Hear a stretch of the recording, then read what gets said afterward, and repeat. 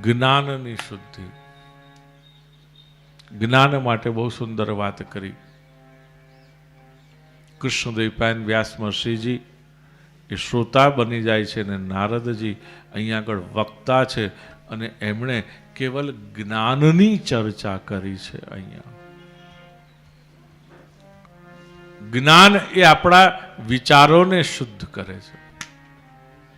જ્ઞાન એ આપણા વિચારોને પવિત્ર કરે છે.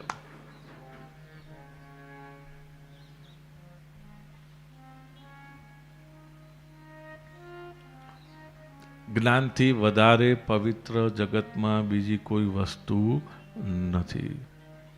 નહીં જ્ઞાનેન સદૃશમ પવિત્રમ ઇહ વિદ્યતે.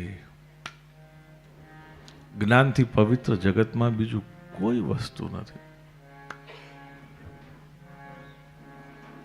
એટલા જ માટે તમે જોજો અહીંયા આગળ જે લીલા છે કે જે ક્રમ છે એની અંદર આપણને બતાવ્યું કે આ પવિત્ર તો છે પણ પ્રકરણમાં આપણને સ્પષ્ટ કર્યું દાદા ભીષ્મના માધ્યમથી જો કર્મ એટલે શરીરથી આપણે એવા કોઈ કર્મ કર્યા હશે પછી ભલે તમે ગમે તેટલા ગંગા નાવ પણ જો કર્મ આપણા શુદ્ધ ન થયા તો દાદા ભીષ્મને પણ જેમ બાણ શૈયા ઉપર સૂવું પડ્યું. ખોટાના સાક્ષી બનવું નહીં. યાદ રાખજો દાદા ભીષ્મ ઉપરથી આટલી તો આપણે ચેતવણી લઈશું ને કે નહીં લઈએ કે ક્યાંય પણ કંઈ ખોટું થતું હોય ને તેના સાક્ષી ન બનવું. ત્યાંથી દૂર થઈ જવું, આગળ થઈ જવું. થાય તો એનો પ્રતિરોધ કરો, થાય તો વિરોધ કરો. ન થાય તો એમાં ભળી ન જવું. ક્યાંક ખોટું થઈ રહ્યું છે તો એની અંદર આપણે મિંગલ ન થવું. દાદા ભીષ્મને બાણની શૈયા ઉપર સૂવું પડ્યું. તમારામાં તેવડ હોય બાણની શૈયા ઉપર સૂવાની તો વાત જુદી છે, મારામાં તો નથી.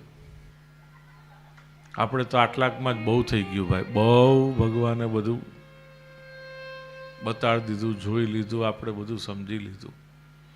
હવે બહુ થયું નથી. ઘણા લોકો કહેતા બાપજી કોક વાર તો અંત હોય ને, પણ આનો અંત હોય કે ન હોય, સહન કરવાને અંત તો હોય ને. અને જે લોકો સહન કરી રહ્યા છે અથવા તો ભોગવી રહ્યા છે આ જન્મમાં અત્યારે, તો એ લોકોને યાદ રાખવાનું કે પહેલાં કોકને હળીહંચા બહુ કર્યા હતા તે હવે આ વખતે શીખી જવાનું કે હવે હળીહંચા કરવાના, કોઈને બહુ પજવવાના નહીં.